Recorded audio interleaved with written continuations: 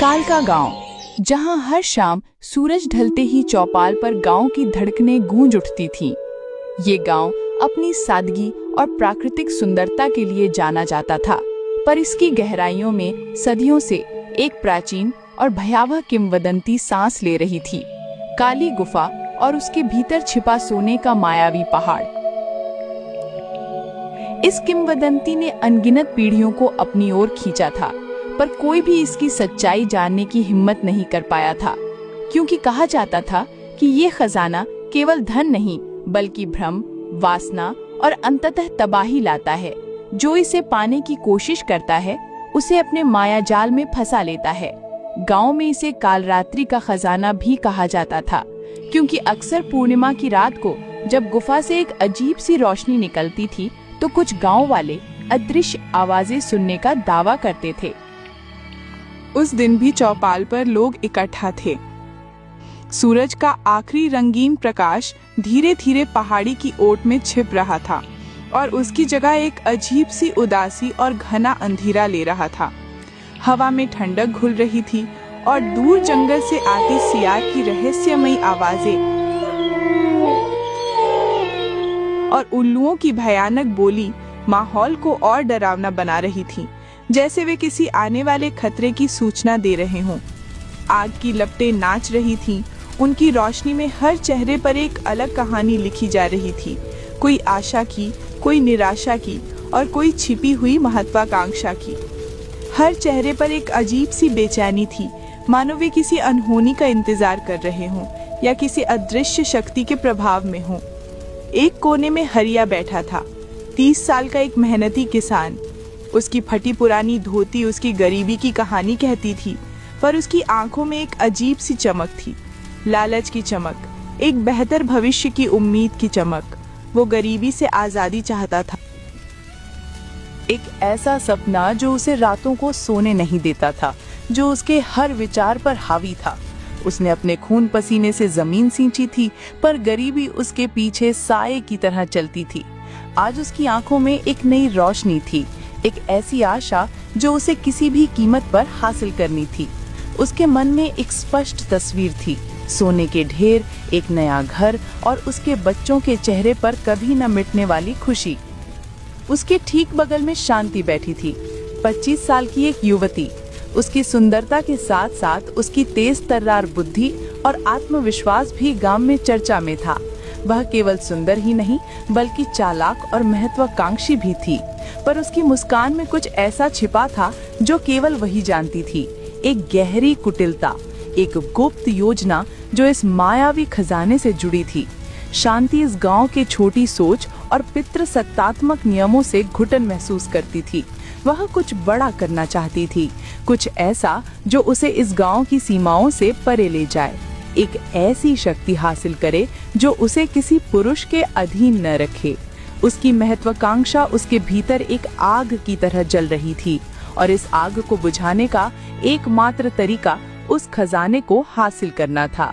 वह पुरुषों के वर्चस्व को तोड़ना चाहती थी और ये खजाना उसके लिए एक अवसर था, एक हथियार था। गांव का सबसे बुजुर्ग और अनुभवी व्यक्ति बंसी आग के करीब बैठा था। उसकी सफेद दाढ़ी और झुर्रियां सदियों के ज्ञान और अनगिनत चेतावनियों का प्रतीक थीं। उसकी आंखें जो अक्सर उदास रहती थीं, आज एक अजीब से भय से भरी थीं, क्योंकि वो जानता था कि कुछ कहानियां सिर्फ कहानियां नहीं बल्कि मायावी जाल होती हैं जो इंसान को उसके ही लालच में फंसा लेती हैं। बंसी ने अपनी जिंदगी में कई लोगों को इसी गुफा के लालच में खोया था और उन सबकी अंतिम चीखें उसके कानों में आज भी गूंजती थीं। उसके भीतर एक गहरी उदासी थी, एक भविष्यवाणी का डर था, जैसे वो अपने सामने किसी अनहोनी को देख रहा हो। वो जानता था कि ये खजाना सिर्फ शरीर नहीं बल्कि आत्माओं को भी निगल जाता है। और फिर था ठाकुर साहब, गांव का सबसे रसूखदार आदमी।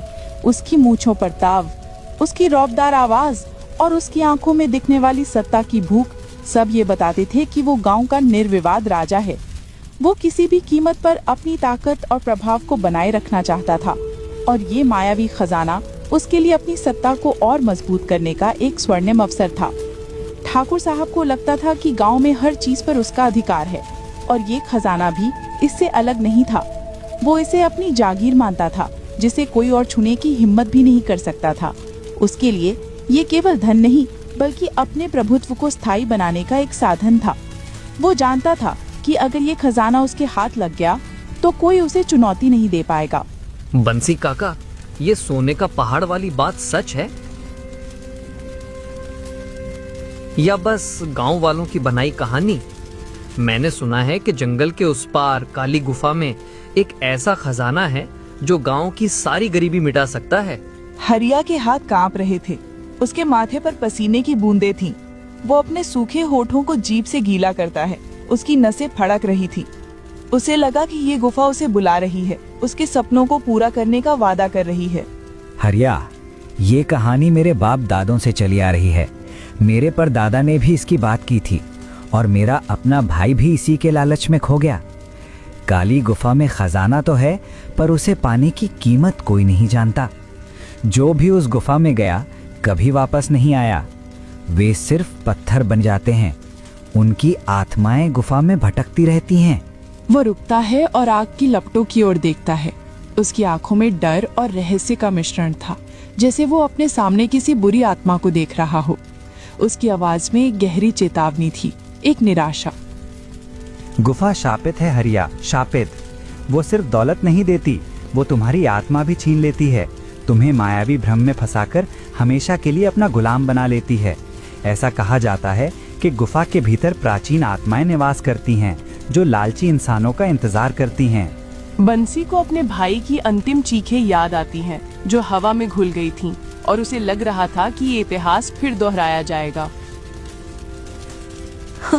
काका, आप भी ना डराने की बातें करते हैं। ये सब पुरानी कहानियां हैं जो डरपोक लोगों के लिए बनाई गई हैं। अगर खजाना है तो उसे निकालना चाहिए। हम सब यहाँ गरीबी में मर रहे हैं। सोने का पहाड़ मिल जाए तो गांव की तकदीर बदल जाएगी। वह अपनी चुनरी ठीक करती है पर उसकी आंखें ठाकुर साहब की ओर चली जाती हैं, जैसे वह कोई गुप्त संदेश दे रही हो, एक अदृश्य इशारा। उसकी आवाज में एक अजीब सी उत्तेजना थी, मानो वह किसी गहरी योजना का हिस्सा हो। सोने का पहाड़ हमें उस दलदल से बाहर निकाल सकता है जिसमें हम सब फंसे हैं। कौन मूर्ख होगा जो ऐसी दौलत को ठुकरा दे? शांति के मन में ठाकुर साहब के प्रति एक गहरी नापसंदगी और प्रतिद्वंद्वता थी। वह जानती थी कि यह खजाना उसके लिए स्वतंत्रता का मार्ग है।